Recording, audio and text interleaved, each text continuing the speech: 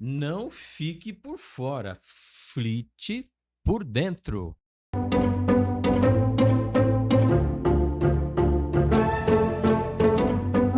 Um vídeo antigo nosso tá dando o que falar. Dá uma olhadinha nele aí pra você ver.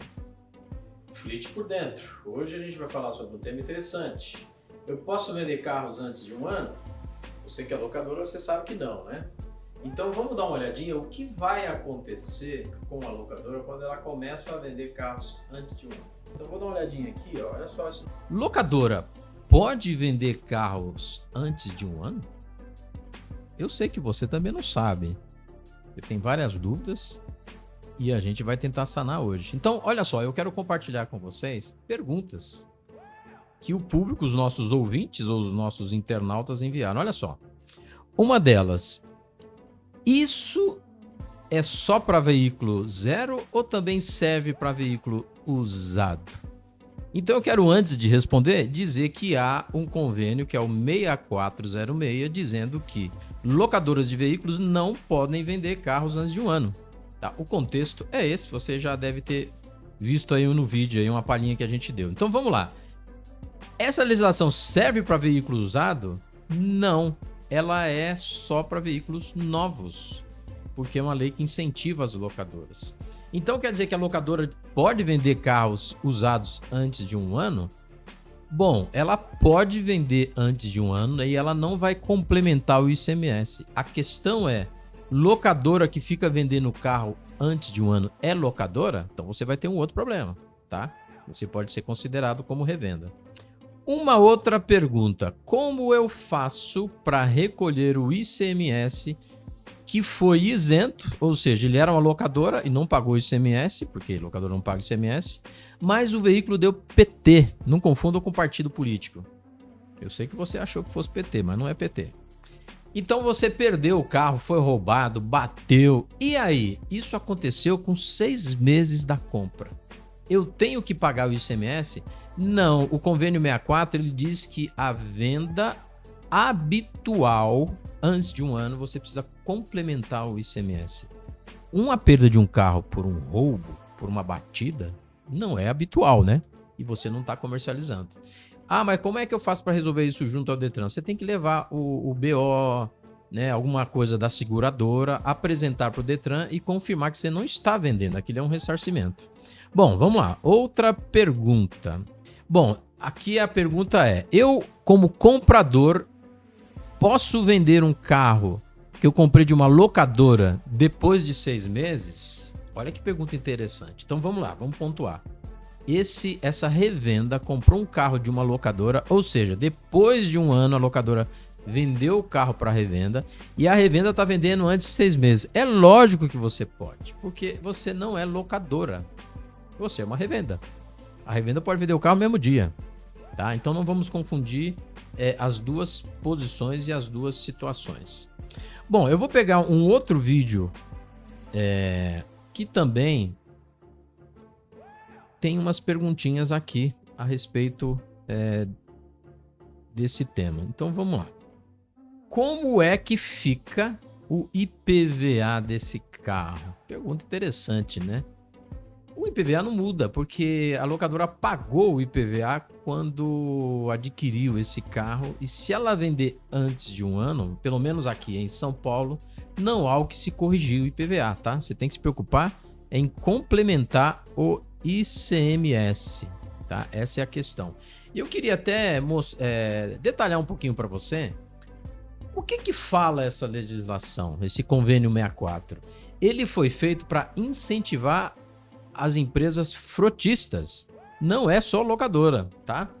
Eu sei que você acha que é só locadora, todo mundo acha, porque você é locadora, mas na realidade não, é para todo mundo. Então, por exemplo, a JBS, a Friboi, né? A Magazine Luiza, grandes distribuidores que têm uma frota grande, né? Empresas de eletricidade, que compram muitos carros, elas também estão amparadas pelo convênio 6406. Quando elas adquirem carros novos, elas não pagam ICMS como um ser humano normal. Paulo, o que quer dizer isso? O ICMS, ele é recolhido, ele é apurado por meio da substituição tributária. É um assunto meio chato, mas eu vou tentar te explicar. A substituição tributária, opa, até me enrolei aqui, é uma forma que o governo estadual criou para que o ICMS seja pago, no caso de carro, sobre o preço de tabela do carro. Ah, então, mas qual é a diferença? Bom, a locadora não paga carros pelo preço de tabela. Você consegue uns descontinhos aí, concorda? 15%, 20%. Então, o que acontece se eu, Paulo Henrique, ser humano normal, ou eu, uma empresa, Audit aqui, que é a minha empresa, compro um carro, eu não sou frotista, e eu consigo um desconto. Então, digamos que o carro valha 150 mil, a Audit pagou 100 mil reais. O ICMS vai incidir sobre os 150 mil. Você entendeu? E no caso de um frotista, você aí que é locadora, você não vai pagar o ICMS sobre 150 mil. Você vai pagar o ICMS sobre o valor que você pagou pelo carro, aquilo que você negociou com desconto. Deu para entender? Então o convênio ele tem esse braço de incentivo. Por que alugar carros é uma coisa econômica no país? Um dos motivos é justamente a forma com que as locadoras adquirem seus carros. Elas pagam ICMS reduzido. Mas, Paulo, então quer dizer que a locadora paga menos ICMS? É isso? Isso é um mito, tá? A mesma alíquota que a locadora paga, qualquer ser humano normal, uma empresa que não seja locadora, paga. Então, por exemplo, se o ICMS é 12%, a locadora também paga 12%. Qual é a diferença? É que a base para o cálculo desse imposto é diminuído quando do outro lado há uma empresa frotista. Deu para entender? Então, para a locadora, ela não leva em consideração o preço de tabela, ela não está nem aí para o preço de tabela. O ICMS vai incidir sobre o valor da nota, da transação. Como a locadora compra muitos carros, ela paga menos por essa compra. Deu para entender? Então, eu queria finalizar e bater um pouquinho mais nessa tecla, né? As locadoras de vez em quando me perguntam. Principalmente você aí de carro por assinatura. Concessionárias estão invadindo o mercado de locadoras e vez ou outra vem essa pergunta. Qual que é a pergunta? Paulo, então eu posso vender carros antes de um ano de forma não habitual, certo? O que é não habitual? Gente, nós temos que entender que o fisco ele não é bobo. O que é não habitual? Você vender 2 carros no ano por algum outro motivo, por exemplo, né? É comum ter isso na locadora. Sei lá, o cunhado é advogado e pediu pro dono da locadora para você aí comprar um carrinho, né? Para ele, porque ele paga mais barato e tal. Aí você vai e compra esse carro e de repente o cunhado quer que esse carro seja transferido para ele. Ele não quer mais que fique no nome da locadora. Tá aí uma situação não habitual. Agora, se você é dono de locadora, principalmente você que veio de concessionária, eu vou vender um por mês porque é não habitual.